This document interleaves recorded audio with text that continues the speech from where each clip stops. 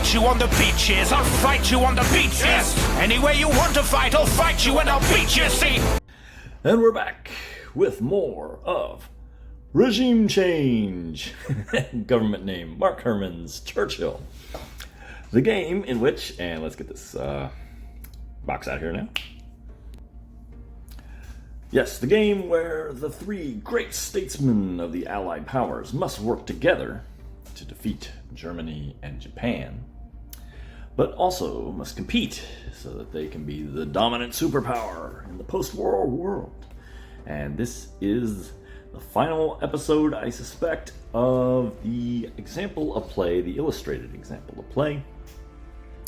October 1944 is the conference that we started with Tolstoy.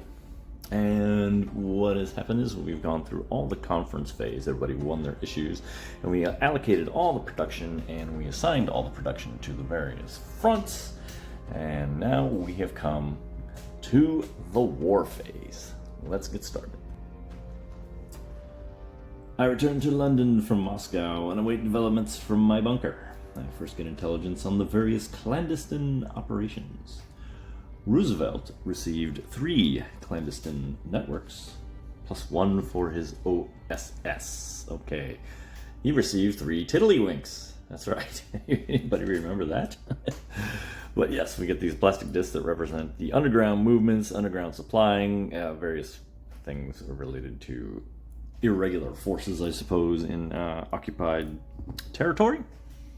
And just so you know, there is, it kept saying OSS for Roosevelt and NKVD for Stalin and MI6 for Churchill, but that's not anywhere in the rules. That's just narrative flair right there. But basically, everyone will get at least one of these when the clandestine network segment comes up. Is that what it's called?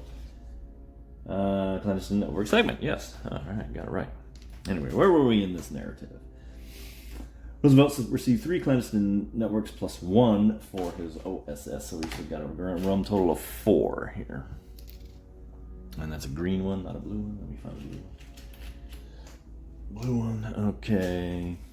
Stalin had 2 from his card play, and of course his NKVD will yield up another. I only had 1 for MI6. And as the placement goes, the U.S. took the lead, and when you got the most, whoever earned the most of these will place them first. Let me wheel on over to the board here. Let's see what's going on. The U.S. took the lead and placed clandestine networks in Denmark, up here, and Malaya.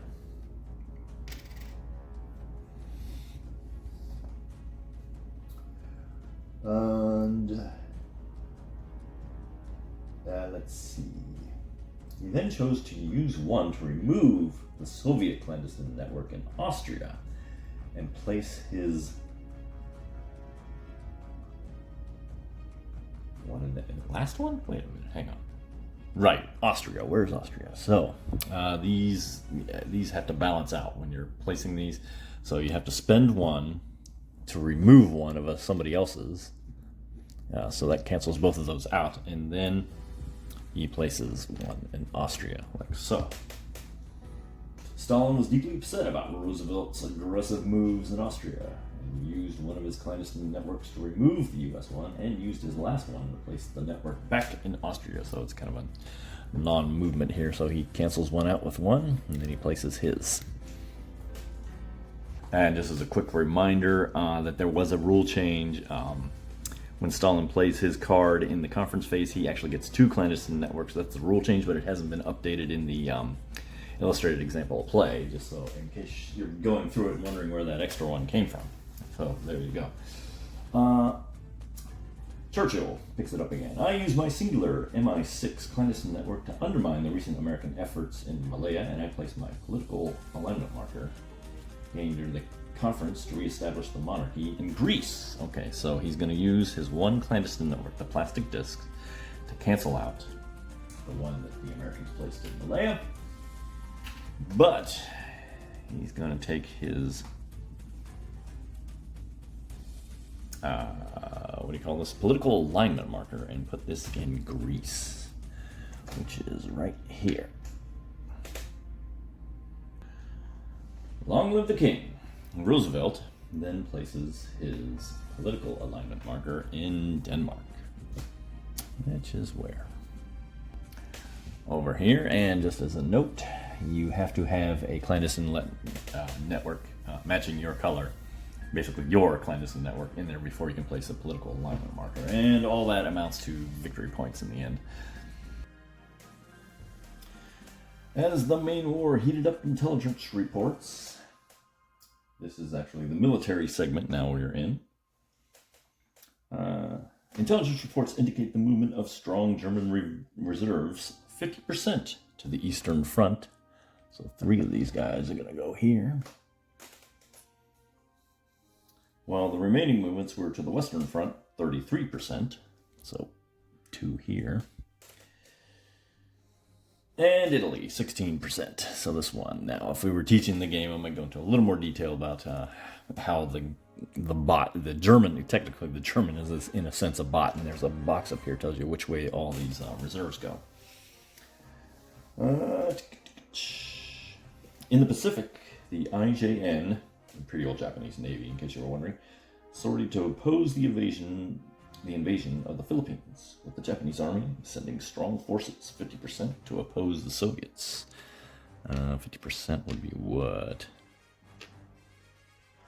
Wait a minute. Yeah, well, of the 4, so I guess that's how they're counting it.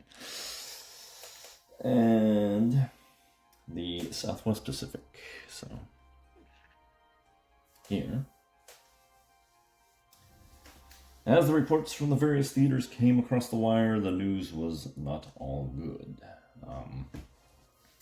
Just so you know, and this is definitely something, if you were using this illustrated example play to teach, you would probably want to go into a little more detail in here. The long and short of it is each one of these reserves will counter or negate the effects of one offensive support marker. So here it'd be like 2 would be gone. There's only 1 here, so that would clear that up. It would be impossible. I think it's impossible for them to move here because even without any offensive support markers, you still get a base of 2 points towards successful movement of the front. So up here, knock those out, gone, and 2 of these. I think that's the end of it. Okay. And so basically you're going to roll a 10-sided dice for each of these.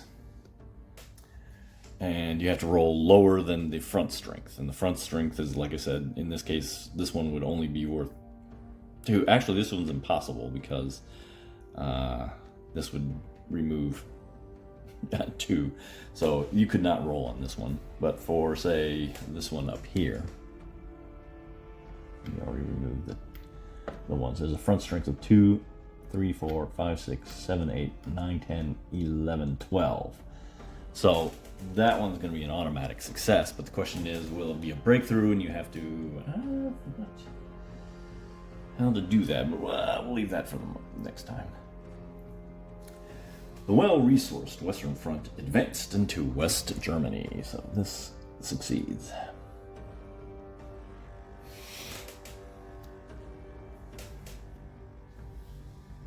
But failed to make a breakthrough. That's basically, if you make a breakthrough, you can advance 2 spaces. The attacks northern Italy and east Germany stalled. So the front sticks here. Every front is going to try to move no matter what. And let's see, East Germany stalled. So Russia failed here as well. These guys can go back, but they're all stalled. In the Pacific, the Southwest Pacific failed to complete the capture of the Philippines. Yeah, I think it was like literally impossible for them to get that one.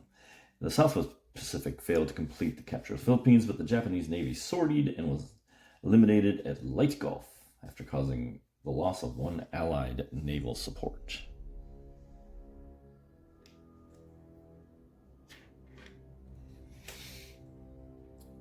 Stalin was visibly upset in his dispatches, noting that his forces in the Far East failed to advance and the lack of the promised support on the Eastern Front had created a deficit of trust, so this one did not advance either.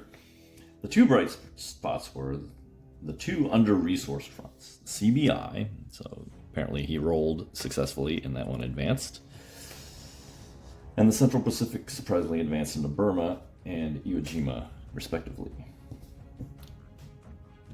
That's this one. So that one advanced and that one advanced. As I sit here in my bunker contemplating our next moves, I see that the next conference is in Yalta. I don't have the card here. Franklin continues to demonstrate his strong support for self-determination. That was back here where we moved, the Americans moved from neutral to his side, which allows anybody to put networks in colonies and political alignment markers at the expense of supporting European rule over its former colonies. It also appears that there is a growing rift developing between Roosevelt and Stalin that I might be able to exploit. On the other hand, if we all fall into bickering over the resources and priorities, we may yet lose this war. On to Yalta. And that is it. That is the illustrated example of play in the rulebook right there. We've gone through the whole thing, and hopefully it gave you an idea of what the game is about, even though I didn't really get into the details of how to advance the fronts and figuring out the maths and the die rolls and things like that. Those were automatic processes. But it gave me an insight into whether I would actually teach using the illustrated example. But I think I actually would. I would have to add some detail.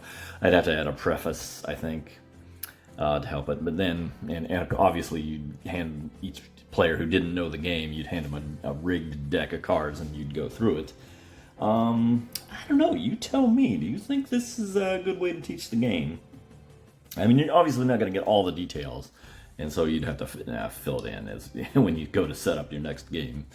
But it certainly gives an overview. I think it does kind of ground people in the game, kind of gives them a sense of what's happening.